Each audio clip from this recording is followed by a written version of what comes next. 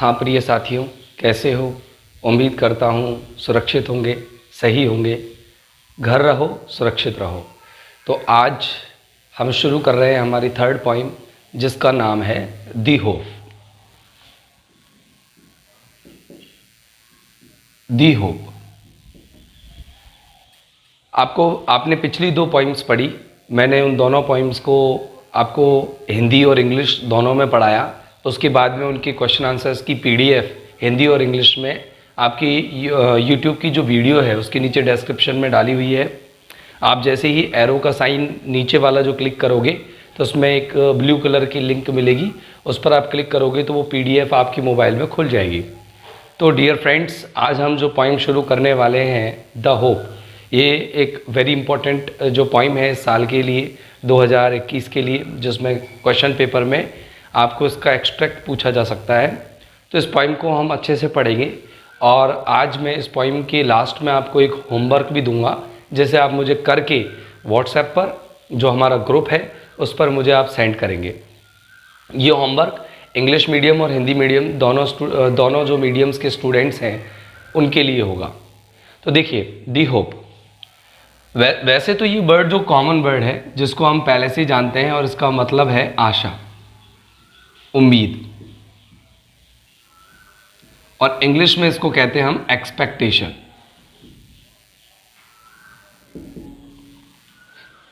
अब बात करते हैं हम कि दी होप, ये जो पॉइंट है ये लिखी किसने है? दी होप पॉइंट राजन अग्रवाल ने लिखी है। राजन अग्रवाल, राजन अग्रवाल, जिनका जन्म 1991 में हुआ है। ये राजस्थान के ही पोइट है और बहुत ही अच्छे पोइट है, यंग हैं और एक बडिंग पोइट है। बडिंग मतलब उभरते हुए कवि हैं, जिन्हें हम अबडिंग पोइट भी कहते हैं। अबडिंग पोइट। उम्मीद है कि आप ये सारी चीज़ों को अच्छे से याद रखोगे। तो मैं एक बार फिर बता देता हूँ कि होप का मतलब आशा या उम्मीद होता है, और जो पॉइंट इस पॉइंट को लिख रहे हैं उनका नाम है राजन अग्रवाल, जिनका जन्म 1991 में हुआ और अ बडिंग पॉइंट है। ये बडिंग पॉइंट मतलब उभरते हुए कवि है।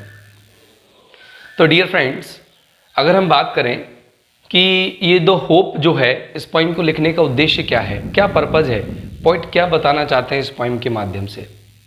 पॉइंट का एक सीधा साधा सा उद्देश्य है।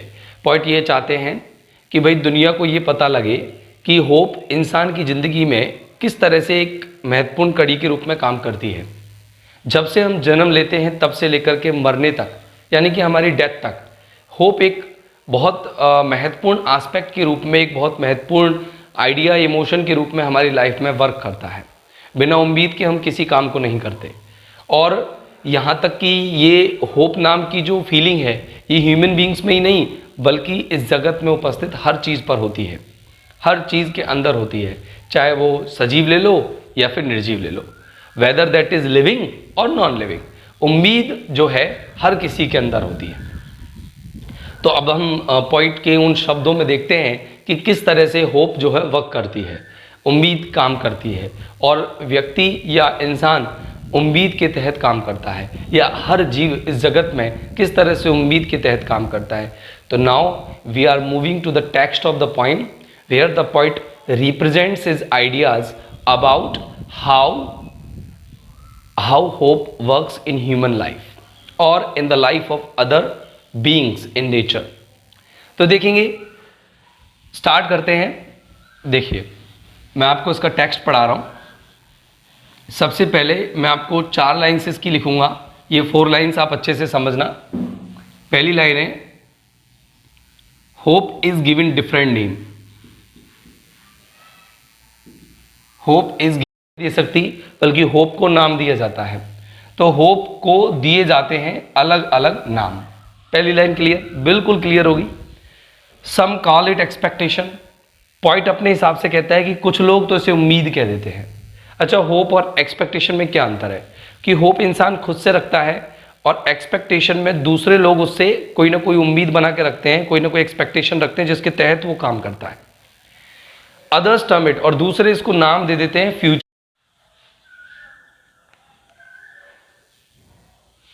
देखिए, अगला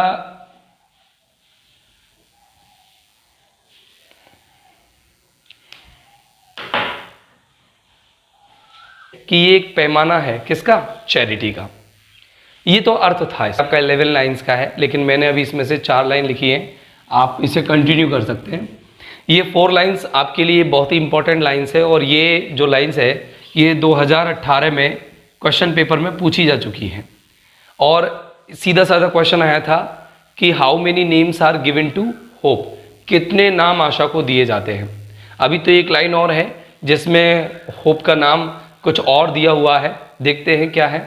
तो देखें, पहले इस स्टैंजा की हम वोकैब देखते हैं, बहुत आसान है। देखेंगे, hope is given different names. मुझे लगता है पहली लाइन में आपको कोई प्रॉब्लम नहीं होगी वोकेबलरी में। सम कॉल, कॉल यानी पुकारना, कॉल यानी होता है पुकारना, कहना। एक्सपेक्टेशन, उम्मीद, एक्सपेक्टेशन का मतलब होता है वही उम्मीद। Others term it a future relevance, term एक शब्द होता है अगर नाउन के रूप में रिप्रेजेंट करें तो, लेकिन अगर इसको वर्ब के रूप में रिप्रेजेंट करें तो इसका मतलब होता है नॉमिनेट करना, नाम देना, नाम देना। फ्यूचर रिलेवेंस, फ्यूचर भविष्य होता है, रिलेवेंस होती है कि जुड़ाव, संबंध, कनेक्टिविटी, ये कनेक्टिविटी होती है, इसको संबंध भी कहते हैं। इसके बाद है सम अदर्स थिंक, थिंक यानी सोचना, मेजर यानी होता है पैमाना, पैमाना जिसे हम स्केल भी कहते हैं, और बेनिफेक्शन यानी होती है दान, जिसे हम चैरिटी भी कहते हैं। चलो देखते हैं अब इस पोइम की एक्सप्लेनेशन। दरअसल इस पोइम में सिंपल टर्म्स का यूज़ किया गया है, बहुत ही सिंपल इसका मीनिंग है, कोई डिफ़िकल्ट इसमें कोई टर्म नहीं है और ना ही इसका मीनिंग कोई डिफ़िकल्ट है। देखेंगे कि उम्मीद को अलग अलग नाम दिए जाते हैं।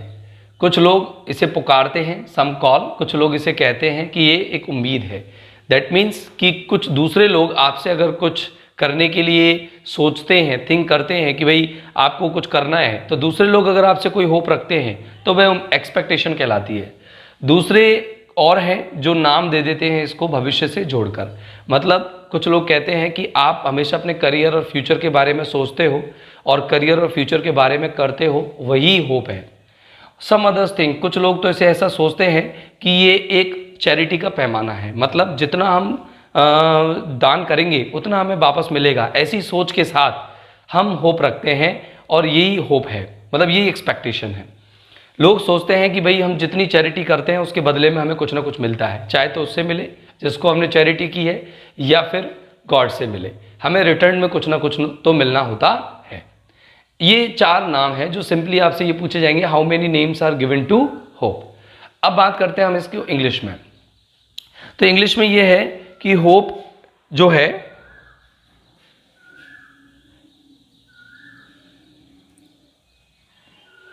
इंग्लिश में इसकी बात करते हैं कि according to the poet hope is given different names. He says that many people call it expectation, while some people are there who relate it, who connect it with future. They think that human beings always take care of their career and their future, that's why they have some type of hope for them with them. Some others think it a measure of benefaction, that means they just do charity with a hope that they will get something in back. That's why poet calls it a measure of benefaction. तो ये 4 नाम simple से दिए हुए हैं। अब मैं इसकी जो रिमेनिंग पार्ट है उसकी तरफ बढ़ता हूँ। इसका जो रिमेनिंग पार्ट है वो कुछ इस तरीके से है। To me hope is the creation of soul. Hope is the creation of soul. Hope is the creation of soul that makes us feel pleasuresome. That makes us feel pleasuresome and leap with enthusiasm and live with enthusiasm and glow.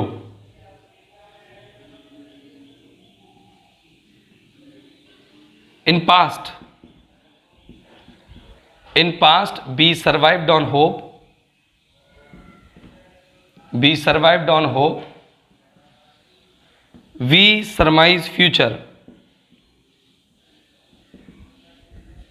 We surmise future because of hope.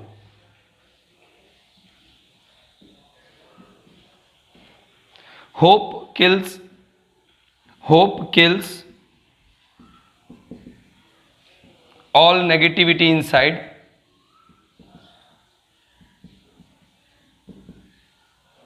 inside. And keeps us calm and quiet.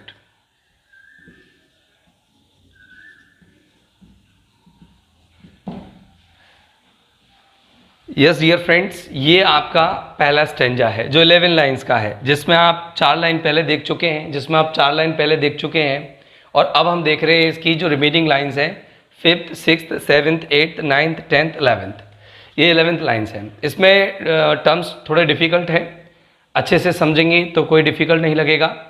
बड़ा प्यारा stanza है, देखेंगे। To me यहाँ represent करता है point खुद को। Creation मानी होती है रचना जानते हैं आप, निर्माण, कंस्ट्रक्शन। क्रिएशन होती है रचना, कंपोजिशन। और सोल मानी होती है आत्मा, जिसको हम स्पिरिट भी कहते हैं। इसके अलावा दैट मेक्स अस फील प्लेजरसम यानी आनंद, डिलाइट, आनंद। इसके अलावा लीप यानी होता है उछलना, कूदना, जंप करना। इसके अलावा आप देखेंगे एंथुजियाज्म यानी होता है जोश, और ग्लो यानी होती है चमक। जोश को हम ज़ील भी बोलते हैं और चमक को हम शाइन भी बोलते हैं। पास्ट सर्वाइव्ड मानी होता है जीवन यापन करना, बोले तो स्पेंड लाइफ। सरमाइज यानी होता है इमेजिन करना, कल्पना करना, इमेजिन, सपोज, कल्पना करना। होप किल्स ऑल नेगेटिविटी यानी होती है नकारात्मकता, नेगेटिविटी इनसाइड, इंसान के अंदर, मन में। कीप्स अस काम यानी होता है शांत, और क्वाइट मानी भी होता है शांत या खामोश, ठीक है ना। तो ये काम एंड क्वाइट मतलब होता है साइलेंस, मतलब जो आपको एडजेक्टिव में यूज करें तो साइलेंट, ओके, सोलेम। तो let us begin our stanza, that's very important stanza. शुरू करते हैं हम इस स्टेंजा को। तो देखेंगे पॉइंट क्या कहते हैं, बहुत सिंपल शब्द है।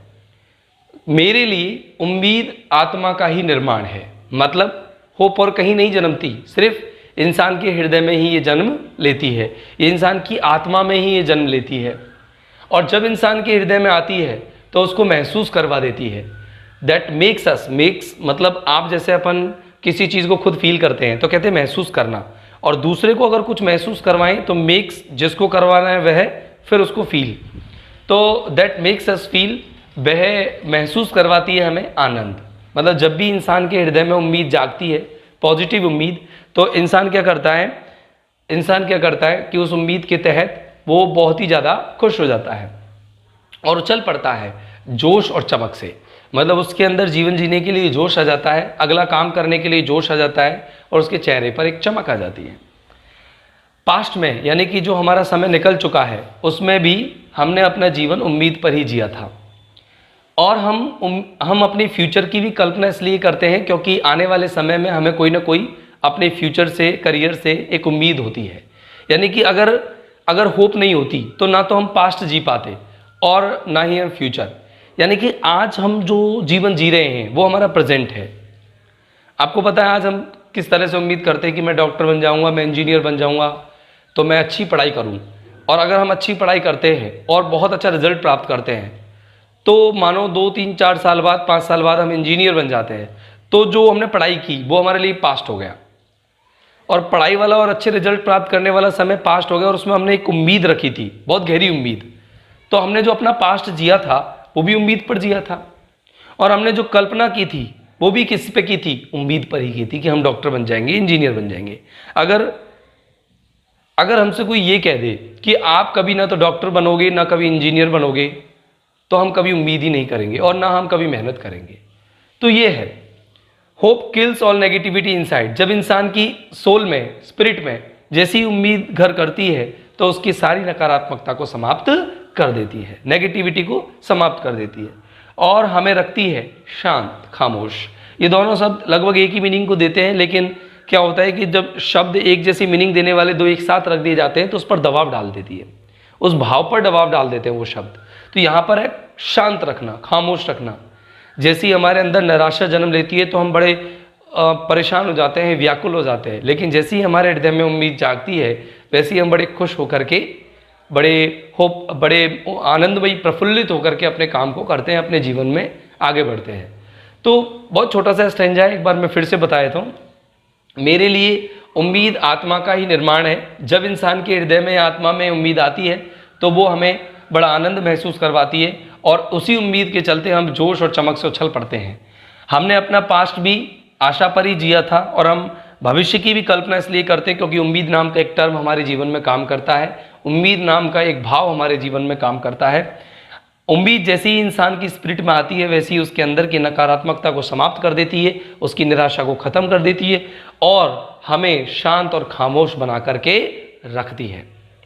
डियर फ्रेंड्स, याद रखना, मैं आपसे इसकी हिंदी मीनिंग लिखवा करके नोट्स के माध्यम से आप उसे मुझे व्हाट्सएप पर सेंड करेंगे। आपको याद रखना है इसका अर्थ और भावार्थ जो मैंने पिछली 2 पॉइंट्स में लिख के बताए थे आपको, ठीक वे लिख करके और रिप्रेजेंट करके मुझे लिख करके आपके नोट्स के रूप में आपको व्हाट्सएप पर सेंड करने हैं। तो देखिए, इंग्लिश में देखिए इसे। According to the point, there is one more name that is the creation of soul. He says that hope comes into the soul of one's person when he is very disappointed, he is very hopeless. At time hope comes in his heart and kills all negativity and makes him very silent, very solemn, very quiet. And whenever hope comes in one's heart, he starts feeling delight or pleasure, and he just gets some kind of zeal and shine to live his life in a better way. He says that every person spends his pastime with a hope, and he is able to imagine for his future because of this single term, that is hope.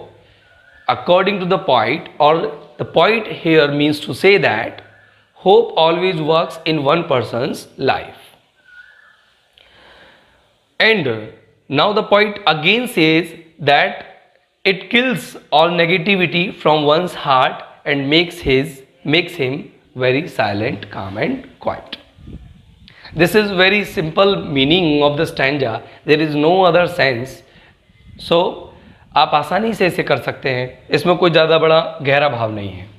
It is the hope, ये उम्मीद ही है, it is the hope that makes A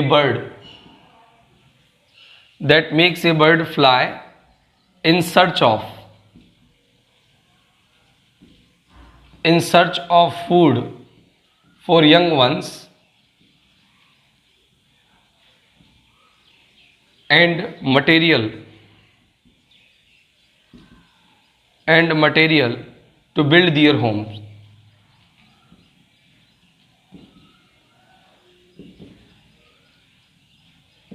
okay, देखो ये बहुत ही simple stanza है, इसमें ऐसा कोई वर्ड नहीं है जो आपको नहीं आता होगा। It is the hope that makes a bird पक्षी होता है, फ्लाई इन सर्च मानी तलाश, फूड भोजन, यंग छोटे, वन किसी व्यक्ति के लिए, किसी भी जीव के लिए, हम किसी भी क्रिएचर के लिए यूज कर सकते हैं। इसके अलावा मटेरियल यानी सामग्री, बिल्ड बनाना, दियर होम्स घर। उम्मीद ही है जो कि एक पक्षी को उड़ने के लिए मजबूर कर देती है। मतलब अगर हम देखें तो एक बर्ड जो है अपने घोंसले में रहती है, अपने नेस्ट में रहती है, और वो अपने घोंसले से बाहर आती है किसी न किसी उम्मीद से। और उसके पास क्या उम्मीद होती है, क्या होप होती है? उसको उम्मीद होती है कि वो सर्च करेगी, तलाश करेगी भोजन की, और वो भोजन की तलाश की उम्मीद में वो बाहर निकलती है। और वो तलाश किसके लिए करना चाहती है? खुद के लिए और अपने छोटे छोटे पक्षियों के लिए, अपने बच्चों के लिए। और उस सामग्री को भी इकट्ठा करना चाहती है जिससे कि वो अपने बच्चों के लिए क्या बना सके? घर बना सके। उसने अपना घर तो बना ही रखा है, अपना घोंसला तो बना ही रखा है, लेकिन ये पक्षी अपने बच्चों का भी घोंसला बनाना चाहता है। आपको पता है कि हम ह्यूमन बीइंग्स के लिए तो जैसे हमें पता होता है कि हम घर से बाहर निकलेंगे और हमें कोई जॉब ऑफर करेगा तो हो सकता है हमको कम पैसा दे, लेकिन हम उस जॉब को ले सकते हैं। लेकिन ये क्रिएचर्स सिर्फ गॉड की मर्सी पर ही डिपेंड करते हैं, गॉड की दया पर ही पूरी तरह से निर्भर करते हैं। इन्हें नहीं पता होता है कि ये कभी अपने जीवन में कुछ प्राप्त भी कर पाएंगे कि नहीं, लेकिन ये एक उम्मीद से अपने घर से बाहर निकलते हैं कि किसी ने तो कुछ दाने डाल रखे होंगे, इनको कुछ तो खाने को मिलेगा ही मिलेगा। तो वो अपने छोटे पक्षियों के लिए जो असक्षम है, जो अपने घरों से बाहर नहीं आ सकते अपने भोजन को तलाशने के लिए, वो उनके लिए भोजन तलाशने जाते हैं और वो तिनके भी बटोरते हैं जो तिनकों से वो उनका घर बनाते हैं। तो बहुत सिंपल सा स्टेंजा है, 3 लाइन का स्टेंजा है, तो बहुत ज़्यादा मुश्किल वाला नहीं है। तो ये उम्मीद ही है जो कि एक पक्षी को उड़ने के लिए मजबूर कर देता है, जिससे कि वो भोजन तलाश सके अपने छोटे बच्चों के लिए जो उड़ने में असमर्थ है, और उस सामग्री को ढूंढ सके जो कि उन छोटे बच्चों के मकान बनाने में उनकी मदद करेगा। इंग्लिश में देख लो, बड़ा सिंपल सा इंग्लिश में है ये। According to the poet, there is one idea, there is one sense that makes a bird fly or come out of its own nest, and that is hope. Bird never comes out of its nest if there is no hope in its life, but hope makes it fly outside of its nest in search of some food for its own little birds, for its own little words which are unable to fly freely in the open sky, or which are unable to find any food for themselves. That's why it comes out. And there is one more reason for its coming out, that is it wants to find some material, wants to search some material so that it may construct small homes for those young birds which are unable to build their own homes for their safety and security. So my dear friends, ये बहुत ही simple सा stanza है। अब बात करते हैं हम अगले